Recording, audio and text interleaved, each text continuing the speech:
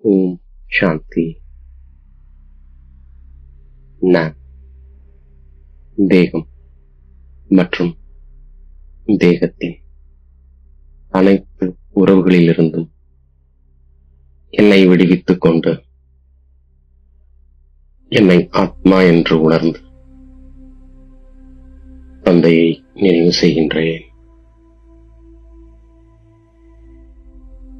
என்னை நான் சக்திசாலியாக ஆக்குவதற்காக இன்று பாப் தாதா கொடுத்த ஒவ்வொரு சோமானங்களையும் சிந்தனை செய்து பார்க்கின்றேன்.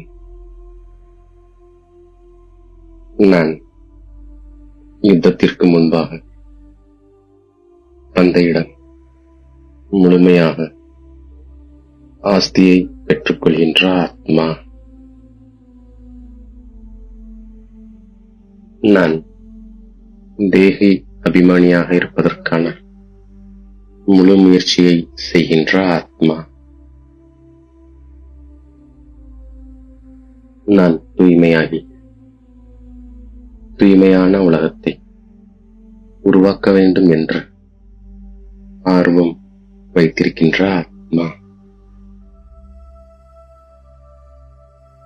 நான் முற்றிலும் பற்றில்லாதவனாக இருக்கின்ற ஆத்மா.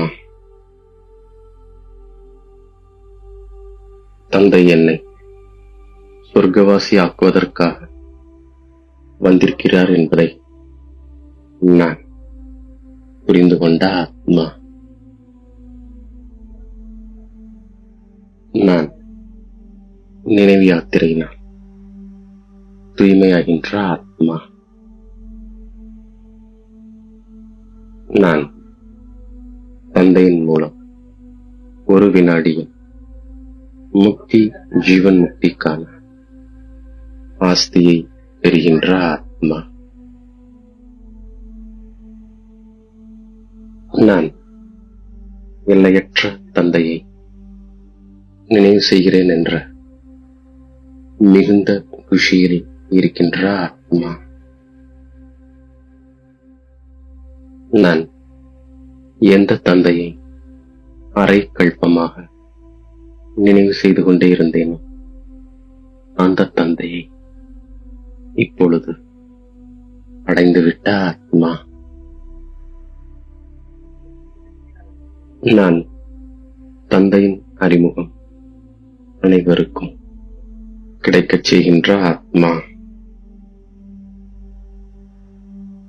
நான் எல்லையற்ற சிவ தந்தையிடமிருந்து மீண்டும் எல்லையற்ற ஆஸ்தியை பெறுகின்ற ஆத்மா. நான் சிவ தந்தையிடம் வந்திருக்கின்ற ஆத்மா.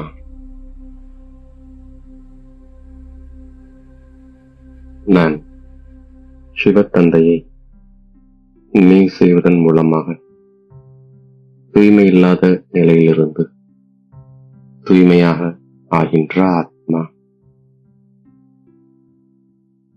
நான் சிவ தந்தையை நேரடியாக சந்திப்பதற்காக இங்கே வந்திருக்கின்ற ஆத்மா. நான் பரந்தாமத்தின் நிவாசியாக இருக்கின்ற ஆத்மா. நான் இங்கே பயணியாக வந்து பாகத்தை நடிக்கின்ற ஆத்மா. நான் தந்தை சொல்வதை கேட்டு நன்றாக தாரணை செய்கின்ற ஆத்மா. நான் சாந்திதாமத்திலிருந்து வந்து இங்கே 84 பிறவிகளில் பாகத்தை நடிக்கின்ற ஆத்மா. நான் தெய்வீக தர்மத்தை சேர்ந்தவனாக இருந்த ஆத்மா. தந்தை என்னை சொர்க்கத்தின் எஜமானனாக ஆக்குகின்றார் என்ற மிக மிக அதிக நஷாவில் நான் இருக்கின்ற ஆத்மா. நான் தந்தை மூலமாக 21 பிறவிகளுக்கு சொர்க்கத்தின் எஜமானனாக ஆகின்ற ஆத்மா. நான் இப்போது வெளிச்சத்தில் இருக்கின்ற ஆத்மா. நான் ஆத்ம அபிமானியாக, தூய்மையாக அவசியம் ஆகின்ற ஆத்மா. நான் சுயதர்சன சக்கரதாரி என்ற நஷாவில் இருக்கின்ற ஆத்மா. நான் படைப்பவராகிய தந்தையையும் படைப்பின் சக்கரத்தையும் அறிந்த ஆத்மா. நான் இப்போது தந்தையிடமிருந்து புது உலகமாகிய சத்தியுகத்தின் ஆஸ்தியை பெறுகின்ற ஆத்மா. நான் தந்தையை நினைவு செய்து பாவங்களை அழித்து விடுகின்ற ஆத்மா. நான் தந்தையை நினைவு செய்து விகர்மங்களை விநாசமாக்கி விடுகின்ற ஆத்மா. நான் இங்கே புத்துணர்ச்சி பெறுவதற்காக வந்திருக்கின்ற ஆத்மா. நான் தூய்மையாக இருந்தபோது லட்சுமி நாராயணனை போன்று இருந்த ஆத்மா. நான் நடமாடும் போதும் கூட நான் தந்தையின் குழந்தை என்று புரிந்து கொள்கின்ற ஆத்மா. நான் தாத்தாவிடமிருந்து ஆஸ்தியை பெறுவதற்கு பேர குழந்தையாகிய நான் உரிமையோடு இருக்கின்ற ஆத்மா. நான் சிவத்தந்தையிடமிருந்து பிரம்மா மூலமாக ஆஸ்தியை பெறுகின்ற ஆத்மா.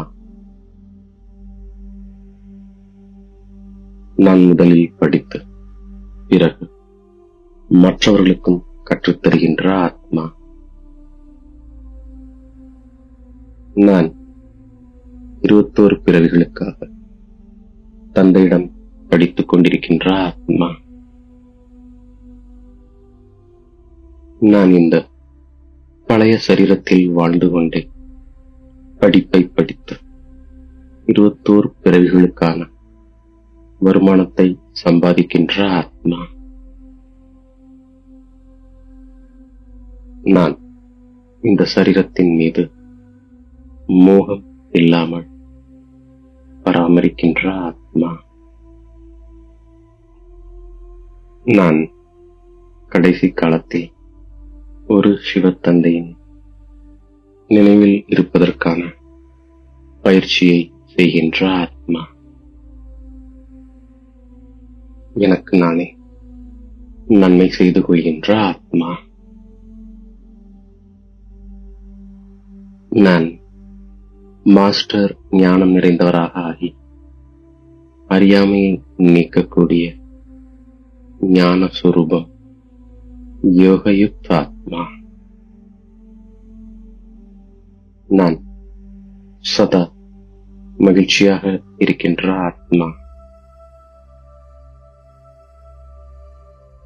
நான் மாயாவின் அனைத்து ரூபங்களையும் புரிந்து கொண்ட ஆத்மா.